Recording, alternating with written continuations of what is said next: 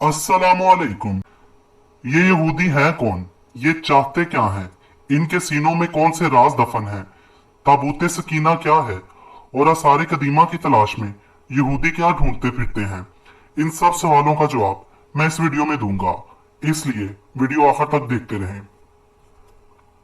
बदकिस्मती से यहूदी एक ऐसी कौम रही है जिसने अपनी हजारों साल जिंदगी अल्लाह ताला की मुसलसल नाफरमानियों में गुजारी है। हजरत याकूब अलैहिस्सलाम के दौर से बनी इसराइल नाम की कौम का आगाज हुआ और दमे तहरीर ये कौम मुसलसल बगावत, साजिश और फसाद की अलमबरदार बनी रही। रब्बे कायनात ने भी इस कौम पर मुतअद्दिद बार लानत की है। इसराइलियों की मकरो फरेब की पूरी तफसील कुरान पाक में महफूज की गई है। अल्लाह ताला ने एक तवील चार्जशीट इनके नाम से मुरतब की है, जिसके बाद इसने इस कौम को क़यादत के मनसब से माजूल किया और बदले में मुसलमानों को इस मुकाम पर फाइज किया।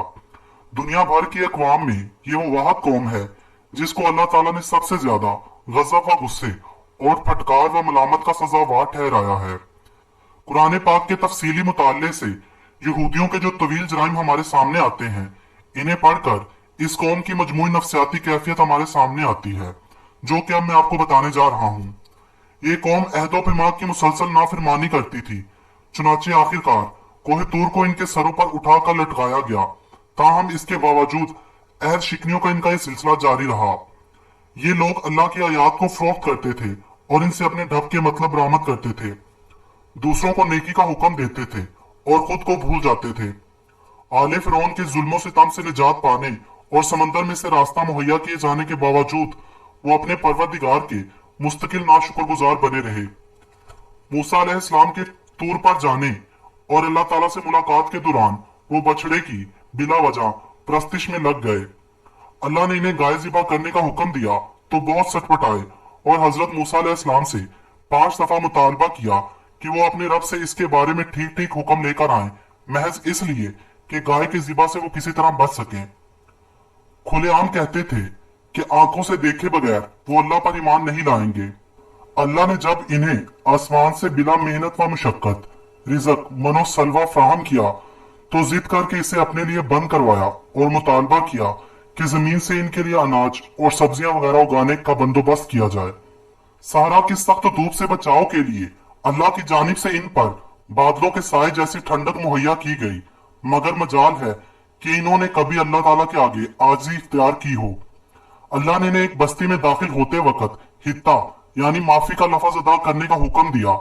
इस हुक्म की तामील में किसी किस्म की कोई कबाहत नहीं थी, मगर न जाने क्यों इन्होंने हुक्म अदूली इख्तियार की और जिद में इसे बदल कर किसी और लफ्ज में तब्दील कर दिया। इसने अपनी रहमत के वजह से इस बस्ती में 12 कबीलों के लिए 12 चश्मे एक चट्टान से बरामद किए ताकि इनके दरमियान पानी के मसले पर कभी तसादुम ना हो। मगर इस रियायत के बावजूद वो अल्लाह के नबियों की मुसलसल नाफरमानी करते थे।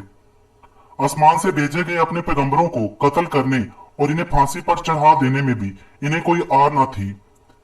हजरत यहया अलैहिस्सलाम का सर कलम करवाया, एक नबी को कुएं में उल्टा लटका कर छोड़ दिया और हजरत ईसा अलैहिस्सलाम को तख्तादार तक पहुंचाने की साजिश में पेश पेश रहे।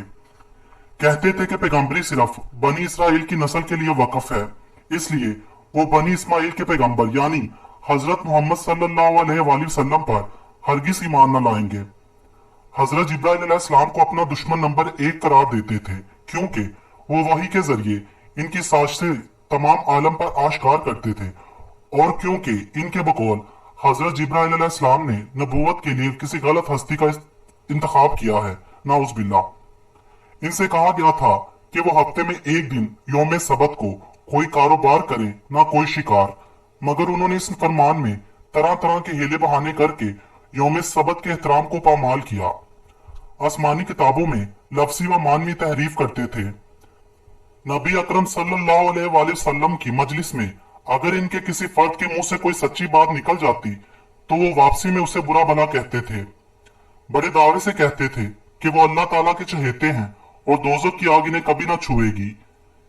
इनके आपस के इख्तलाफात भी शदीद थे, बाहमी कत्लो गारतगिरी करते थे और कबीलों को इनकी बस्तियों से निकाल देते थे, जैसा कि अब उन्होंने मुस्लिम फलस्तीनियों के साथ किया है। अलल इलान कहा करते थे कि इनके दिलों पर गिलाफ पड़ा है, इसलिए इस्लाम की कोई बात इनके दिलों में उतर ही नहीं सकती। हजूर सल्लल्लाहु अलैहि वसल्लम की आमद से पहले वो एक नबी के आने की पेशन गोइयां करते थे और अहले मदीने से कहा करते थे कि इस नबी को आने दो, फिर हम तुमसे निमट लेंगे। लेकिन नबी अकरम सल्लल्लाहु अलैहि वसल्लम की आमद के बाद वही यहूदी फिर इनके बदतरीन दुश्मन भी बन गए। जादू सीखते और सिखाते थे और इसके जरिए मियाँ बीवी में तफरके डालते थे। जादू को जनाब सुलेमान अलैहिस्सलाम से मंसूब करते थे, हालांकि कुरान कहता है कि इनका जादू से कोई दूर का भी ताल्लुक नहीं।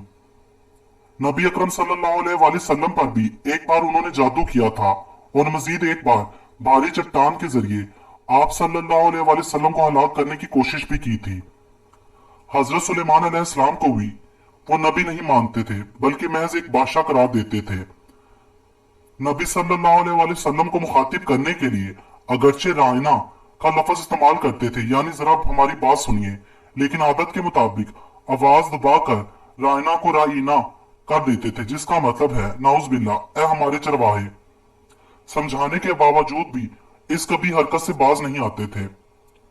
कुरान पाक में जब किसी साबका हुक्म को मनसूख किया जाता था तो इस मनसूखी पर एतराज करते थे। अपने पैगंबरों और खुद हजूर अक़दस सल्लल्लाहु अलैहि वसल्लम से कुरेद कुरेद कर सवालात करते थे। ना सिर्फ वो बल्कि खुद मुसलमानों को भी इस काम पर उकसाते थे। अमान दिए जाने के बावजूद खैबर में बैठकर मदीने को तबाह करने के मंसूबे बनाते थे। झूठ के लिए कान लगाते थे और दूसरे लोगों की खातिर सुनगुन लेते फिरते थे। लोगों को हमेशा अल्लाह के रास्ते से रोकते थे, सूद लेने देने पर मर मिटते थे, लोगों के माल नाजायज तरीकों से खाते थे। उन्होंने 2 मरतबा जमीन में फसाद अजीम बर्पा किया था।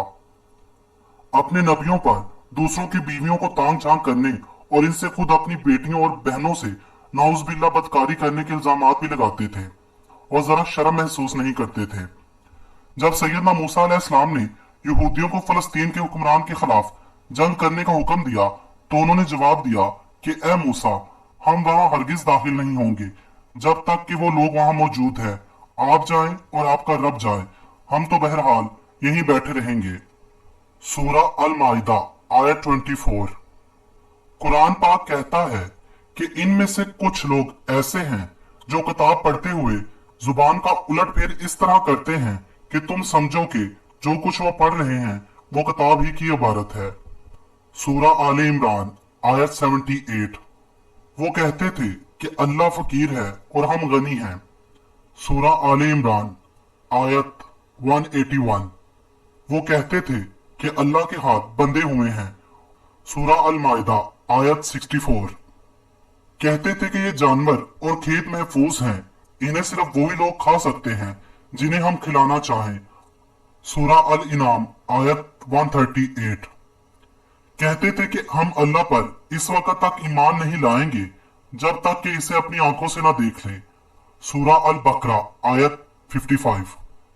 और इनमें से एक ग्रोह अपने लोगों से ये कहता था कि नबी सल्लल्लाहु अलैहि वसल्लम पर जो कुछ नाजिल हुआ है इस पर सुबह ईमान लाओ और शाम को इनकार कर दो। सूरा आले इमरान आयत 72। एक जमाना था जब वो अल्लाह ताला की बहुत पसंदीदा कौम थे, लेकिन अपने घनौने जराइम की बुनियाद पर अल्लाह ताला ने इन्हें अमामत के मनसब से हमेशा के लिए माजूल कर दिया। ताहम यहूदी चूंकि कुरान पाक को नहीं मानते, इसलिए अपनी इस माजूली को भी वो तस्लीम नहीं करते।